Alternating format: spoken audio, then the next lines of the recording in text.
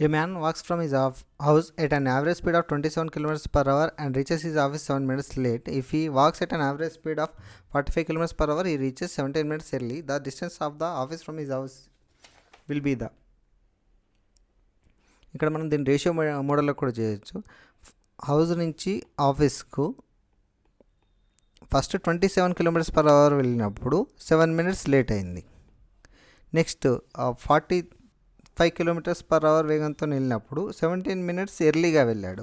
ఇప్పుడు ప్రజెంట్ వాడి యొక్క స్పీడ్స్ యొక్క రేషియో మనకు తెలుసు. Speeds ratio is equal to 27 kilometres in first case and 45 kilometres in the second case. 9 3 జా 9 5 జా. స్పీడ్ రేషియో అనేది 3:5 అయినప్పుడు టైం యొక్క రేషియో ఎంత అవుతుంది? 5:3 అవుతుంది. 5:3 మీన్స్ ఇక్కడ the difference between the time అనేది 7 minutes 17 minutes, total 24 minutes difference ఉంది. 24 minutes difference is equal to ఇక్కడ 2 parts is equal to 24 minutes. అప్పుడు 1 పార్ట్ ఏమవుతుంది? 1 1 జా 2 1 జా 2 12 జా.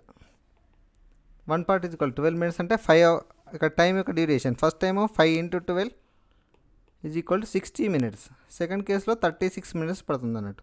ఇక్కడ 60 మినిట్స్లో అతను ఎంత దూరం వెళ్తున్నాడు అంటే 27 kilometres per hour. 60 minutes is equal to 27 kilometres per hour కాబట్టి అది ఆఫీస్ నుంచి హౌస్ నుంచి ఆఫీస్ యొక్క డిస్టెన్స్ కూడా అదే 27 కిలోమీటర్స్ అవుతుంది.